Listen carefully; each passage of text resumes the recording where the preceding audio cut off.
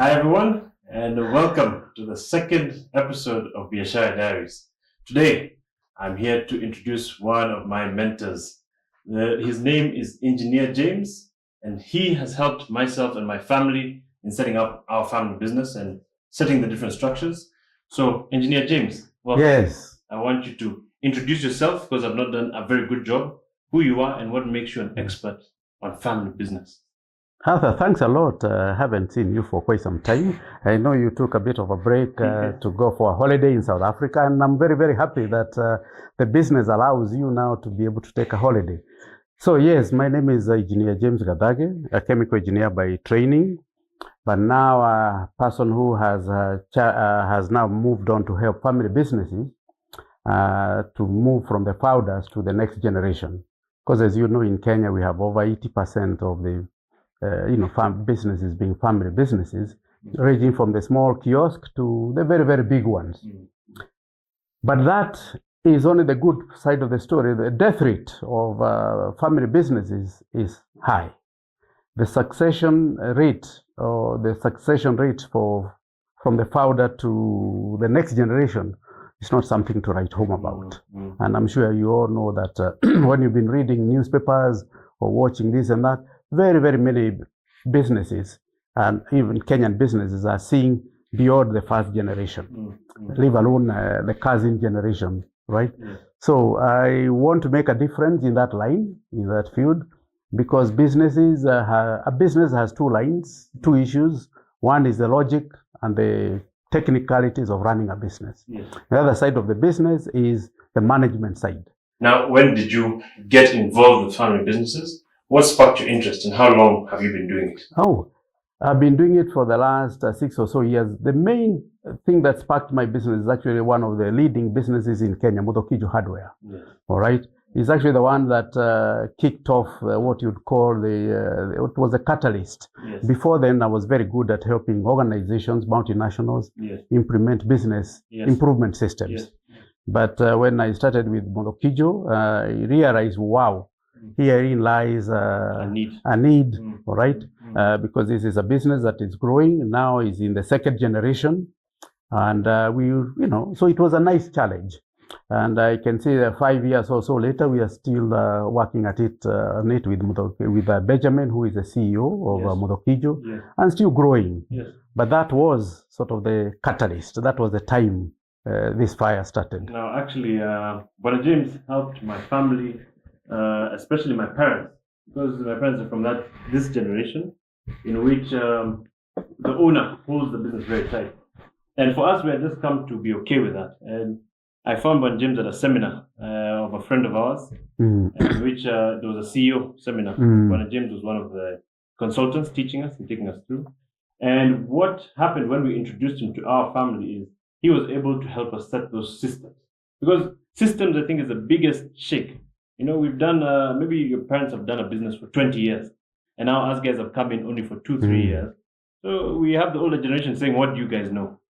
But James, for you, why was it so important? Like let me even just use us for example. Yes. You taught my parents that they need to give us room to experiment and make mistakes and grow. Why for you is that so important, allowing the younger generation to try their hand out?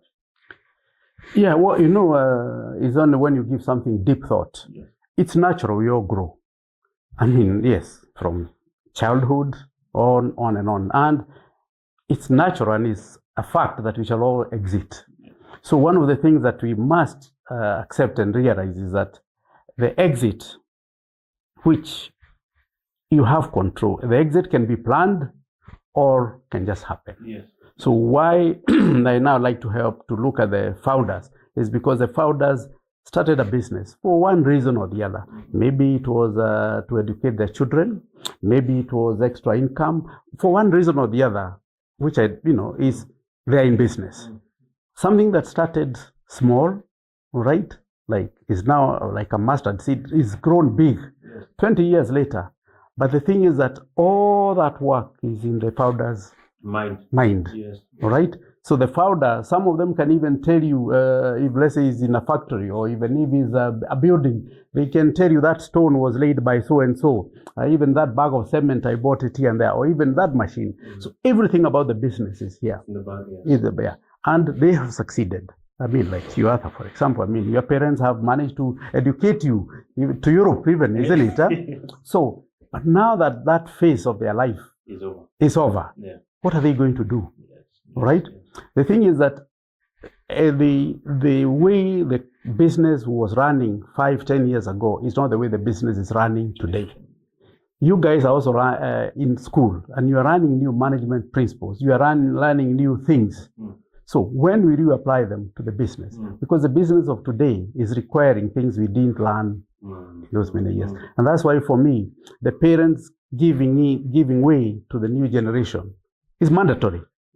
It is mandatory. Yeah. And the thing is that, well, but you like, is change. It's not the easiest thing it's very painful. Yeah. But also it's a question of, imagine, let's say, for example, even your parents, they've been at it for over 20 years and now they go. What are they going to be doing for the rest of their God-given life? So some of the things is that the exit has to be well calculated, has to be well managed, so that they are, right? They're well taken care of. So that's why for me, the handling the new incoming generation is very, very, very important because we need to empower them, but also working with the owners for an exit to shall we call them the third phase or the other phase of life is very, very, very important. Because one, they have a lot of institutional memory. They have a lot of knowledge.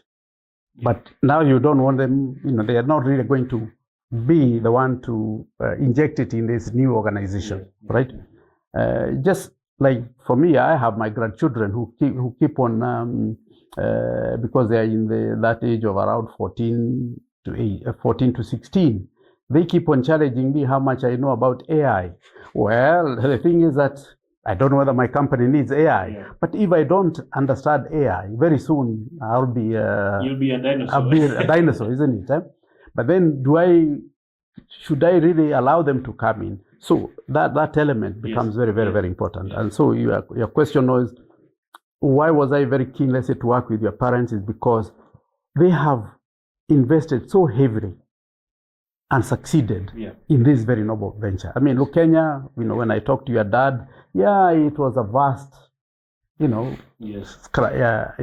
but now look at the oasis. It's an oasis in the midst, and look at how many people are benefiting from that.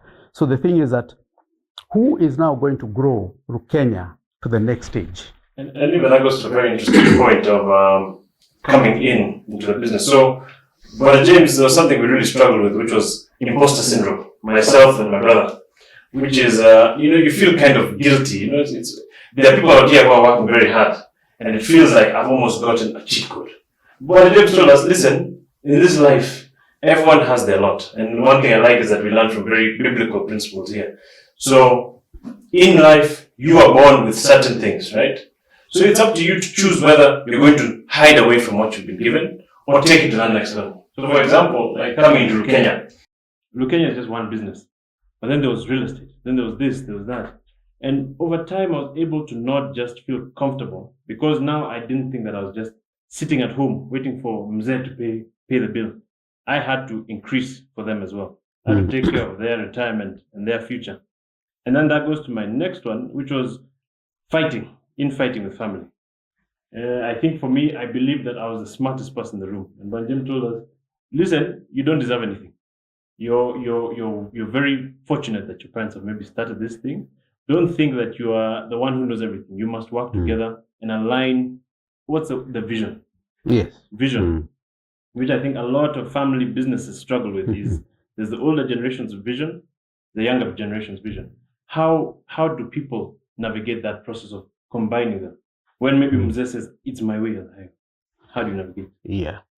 Like you've rightly said, Arthur, my consultation is based on the biblical principles. Maybe I didn't tell you, I'm just completing I did my BA in theology, Yes. and I'm working very, very hard at getting the master's in theology. Right. All right, Yeah. because the Bible has all the answers you need in this world. The Creator knew and knows more than any one of us. So the issue I was telling you not to feel guilty is Moses was asked, "What is it that you are holding in your hands?" He had an assignment from God to get the children of Israel from bondage to the promised land. And he was asked, "What is it that you are holding in your hand?" So you, as a child, as a sibling, don't feel guilty. If your parents own 1,000 acres, that's what you are holding in your hands. But are you using it? Remember the biblical story of those people who are given talents, and some of them hid the other. So if you are holding your family wealth in your hands, don't feel guilty. The question is, what will you do with it? And you are also going to have a family. And congratulations, by the way, with the new daughter. All right. I remember the many times your wife would come and pick you up here, drop you here when she's going to do her medical exam, her medical degree and all. So congratulations.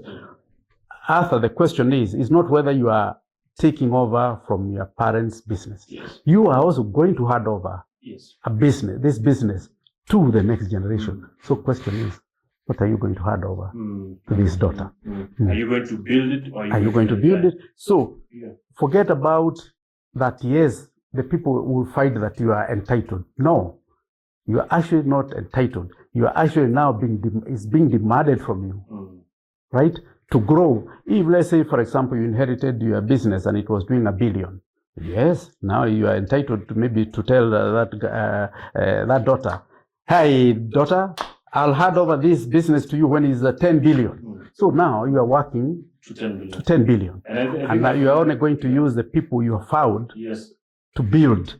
So you learn to have the leadership qualities so that these guys, the people who you have found, will not say, this guy was just given. No, you have to learn to build the team so that they see, we are now headed to the 10 billion mark. Yeah, because I think that is something I really struggle with. At the age of 22, I was dealing with a team of 100.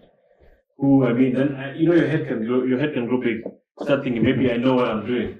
And I think one thing that was very good here was that the lesson of humility. Yeah. If you are willing to learn, if you're willing to open your mind, if you're willing to say that all of this is given unto me, what can I do with it? One thing you really helped me with is that challenge. Never be comfortable. Never be comfortable. For example, in my business, maybe it's doing more than it ever has in revenue, but I'm still not even scratching the surface of the market. You taught me, look deeper into what the market actually holds. Yeah. And then that leads also to Bwana James. Why is it that we, as maybe Miros, right, Africans here in Kenya, struggle a bit more to navigate this journey than the Muhindis or the Mzungus or the Somalis who are in our country? What is the difference? And maybe what do we need to learn to catch up? Because I know this is a catch-up game. Yeah. What is it? It first and foremost comes to the point of what's your vision in life. It depends. It doesn't. Forget about the color. You are an individual. What's your vision in life? Is it to be better than your neighbor? Then you're on the wrong footing. Because now you are now competing with your neighbor, who you don't know whether your neighbor is good at sprint, like Omanyala, or your neighbor is good at long distance, like Eliud Kipchoge. You don't even know whether it is Faith Kipyegon. So forget about your neighbor. The Bible just tells us the best thing to do for your neighbor is love them as much as you love yourself. That's it. You come there. Now, this issue is, what is your vision? Is it you want this car park here to be filled with big cars? Right? Is it that you want you want your house to be sitting on 10 acres? Now, those are the things you have to, and that's your personal mind. That has nothing to do with I think you are this or you are that or you are this or that. It is your personal vision. Because once you now know what your personal vision is, then now you know. Yes. When I was assisting the multinational companies, put up systems, the worst thing was you'd have a fellow a fellow Kenyan, if I may say so, and you give him or her a contract to do something, for example, and you find that instead of growing, once you pay them maybe the first down payment, and it's a huge amount, the next thing on the car park is a big car. All right? And that's, I know the down payment is a big, I know that is all the working capital. Yes. So tomorrow the working capital is dead, and anybody who runs a business knows that's not the way to run a business. Yes. So from then on, you have started on the wrong footing. Yes. So, one of the things that I now try to find out to sort of help is, let's forget about, whether you are from that community or whether you are from that community. Is you, when you look forward to 5, 10, let's say like you now, you're still very young. When you be even, let's say 30 years old, how in 4 years? in 4 years. Okay, let's multiply a bit. When you be 40 years old, what do you want to be? What do you want your life to look like? Yes. Right? Yeah. Then fast forward, you'll be 40. Fast forward to about, let's say 70. You still not be my age by then, by the way. What will you want to be? Yes. And now you have to know that the family business is the asset that creates the wealth. Yes. This wealth to be consumed by the family members. So if you don't manage the business very well, right, this tool will not generate the wealth. And now the family will have problems. So that's why I try to separate the two, to first of all say that could we first of all look at ring fencing the operations of a business, which are run on logic. Yes. All right? Yes. And then we also look at family businesses, which are run on emotions. Yes. And if you don't mind, let me just give you an example. Yes, when you have a business and you have the founder also happens to wear a hat called dad. So maybe when you're at home, you call him Daddy, and you discuss things about Daddy. You might even discuss about when you get married, how well you're doing in school, how you misbehaved last night or the other day. Fine. But now, when you go to the office, he definitely is the CEO. So if you did not do the assignment that was supposed to be done for your own reason, which hat does he wear? Does he wear the CEO hat or does he wear the dad hat? And you, do you wear the employee hat or do you wear the child hat? Because now what happens is, if you mix this, right, that's where a lot of young people nowadays say, I don't want to work in our family business. My parents' attitudes are... Is it you don't want the company or your parents in the business? Because even if you don't work in a family business, you'll work somewhere else. That's a fact, isn't it? Eh? So what is it that you don't want? Is it this relationship? Or is it the hard part of working? Definitely you guys are hardworking, and I can see you're hardworking. So most likely what it is that what is the emotional part. All right? And I really would like every one of you to think about how to manage these emotional parts. They are not easy, we are human beings, but they are manageable. All right? So that now, once you sort of now manage this, then let's use this tool of the family business to be the very best. Let's come to Kenya, for example. If you look at Kenya, and I can give you a simple mathematics just to do. How many tourists come to Kenya every year? Yeah. Right? I think the government is looking about... I know the industry is about $5 billion of tourism. But let's not money. Let's first of all look at the numbers. How many tourists is the Kenyan government predicting will come through JKIA or our airports this year? It's a few million. Yeah. Let's say, even if it's 2-3 million, how many of those will come to Kenya?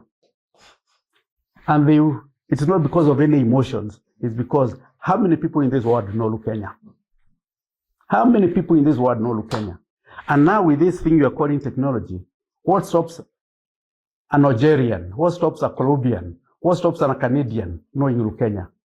My guys, we just need to go to the internet, isn't it? And do something and get them to like you. But who will do that? If you ask me, my grandchildren keep telling me I'm past that age, and I don't want to do it because that's not my. So the thing is, the technology that we have today, you might find that it's you now. Yes. All right. You studied in Europe. Yes. How many of your classmates in that very nice prestigious school you went to? How many of your classmates know Kenya? Yes. That university you went to, how many of your classmates know Kenya? And what are you waiting for? Who are you waiting to come and rescue you? So when you start saying, hey, the business is not good, hey, the business is not this, go deep inside yourself. Find out, are you working hard enough? All right? And that's why they say our parents or the founders are having a challenge because they know you know more. But you're not exerting yourself. You're not positioning yourself. And I think a lot of us, there's a bit of maybe shame. And I don't know how to even explain this. Like a lot of the people maybe I went to school with here and abroad, people almost feel like that biashara they came from is not, they want to go to corporate now. Because people almost feel, that's my parents' thing. But something, you reminded me very well here, and when we began was, this is the thing that educated you. True. How can you look down on the thing that put food on your table? What can you build to it? And this even goes to my last conversation here, which is the reason why I'm even doing this show. Yes. So, James, coming towards the end of our interview, Mm-hmm. and this is the first of many, because I want us to do more and more of this. And I want to know that you tell me a lot about statistics, right? A lot of young people don't follow on the stats of their business. People won't even research this. I mean, that's something even I found out. When James would ask me something like, what is the market size of your enterprise, What's the market share of your type of business, your line of business? And then I had to go and research. I had to go and learn more and more. So maybe tell me about some of the young people who you've shared wisdom to, like myself and maybe Denry. Yes. Yeah. Yeah. Oh, you mentioned Denry. Yeah, Yes. well, he's a young man, and he's such a lovely young man. Because I know when we started with him a few years ago, I saw him with this type of bag, and good, now I use it for carrying my Bibles and all. So thank you very much. Yeah. And a lot of Kenyans know Denry. Yes. He's one of them. Says who's. Yeah. The thing is, right now I think he's got about 14 branches and growing. But the question is that he has. I mean, if you look at the market, if today maybe I ask any one of you the market for any of these elements, the market for zips, some of you will not even know. Yet somebody somewhere is supplying him with zips. Are you? All right. If you take a person, let's say like Benjamin of Motokijo, look, if you look at the amount of cement that is manufactured at Baburi every day, or whichever it is, or even the amount of paint, even look at the walls here. All these walls need a coat of paint. So how much of that paint do you want to move? And you can look at, yes, I have actually behind you, I have one of my very nice clients called Credible Blooms. They plant the best roses you can find, all right? But the question is, the thing is that when I'm at their farm and I see the amount of energy that they are putting into it, but let's say like now there's going to be an exhibition soon in Nairobi. I would like you to go and see roses that go to Europe, right? You'll not even imagine they are grown in this country. But the question is, if you go to the airport every day, how many tons and tons of, so why aren't you? The Europeans are still buying, all right? Because, and we are very lucky because of the. So one of the things is, and that issue of statistics, which I want you to really understand, is that yes, numbers is what, like if you look at countries like, say, like even America, numbers matter a lot, right? Yes. You have some of those shops or this and that. You hear they are selling so many cups of coffee or so many hot dogs because numbers are good, right? You need to have them. Yes. And in this country, we now have over 50 million or so people, 60 million. My dear friend, how many of those know Kenya? And that's the question I keep on asking. Yes. So when you tell me, hey, occupancy is low, there is somebody somewhere in this country, my friend, who is bored. Where do I go? Yet when I'm at Kenya, I feel so nice, right? Because I know. Yes. Now, how much will it take you to reach that person wherever he is. You guys are here, you talking about data, right? Safaricom has already put the infrastructure for you. So that's why numbers are very, very important. My part sharing wisdom is to challenge you, all right? To challenge you. Because even that person who started and you're saying, oh, now that person has learned, has this and that, there is something that you have. Yes? And today, the tourists need not come from Muranga or from Mombasa or Machakos or wherever it is. The tourist can come from anywhere, right? So, and actually, for me, to this young generation, I would like you to think seriously. Is it that you don't like to work with your parents in the business, or is it that you don't like to work? If you don't like to work, no one can help you, but I can help you. Come over for a cup of coffee one of these days. Yes, and I'll tell you to pay for it. After you have drunk it, then you tell me, yeah, and that's on a lighter note. Because it's your turn now. It is your turn. Very soon, maybe in the next census, we are going to be over 60 million. What are you going to be doing for those 60 million people, right? And if you're only looking for 1% market share or 0.1 market share, so if you are doing buttons, for example, right? Buttons or shirts for 1 million, if they will not make you good money, then you have to tell me what it is, all right? So it's very, very important for you to start studying numbers, to know about numbers, because the numbers tell you the line of business you are in. If it's consumption, these are the people who can consume your product. The question is, why are they not consuming? Yes. So the challenge is up to you, young people, but we are here to share wisdom with you, to share the knowledge we have. And actually, two things before I close off. One was when James really humbled me. It was the time I'd come to him very proud. After 3 years, I said, Brother James, I've increased my family business revenue by 20%. He said, oh, impressive, Kijana. But have you gotten 1% market share? And that humbled me, Kabisa. That shut me up completely because I realized we have maybe point something percent. And these are learning and being challenged with those statistics is very important. And finally, just to close off here, Brother James, this is our new show. And I'm trying to be able to share wisdom, which is what your company is about. Is this something you and your generation are interested in? And I want to open the door to even more CEOs to come share with young Kenyans. What do you think about this project? Let me tell you, I can't thank you more because, what is it that we are holding in our hands? It's that knowledge, all right? And that knowledge is what you don't have. So I can tell you, anytime you need people to come to the show, anytime you need me, we are all there, very ready to help you. The question is, are you? It's as simple as that. And don't start waiting for what Kenya can do for you, right? The boundaries of Kenya are fixed, right? So within those boundaries, the wealth of this country is not fixed, right? It is as much as you want. You just have to look at the trees and know that these trees are the sources of timber. Where is timber used? Grow the trees, you get the timber. We need food for the people.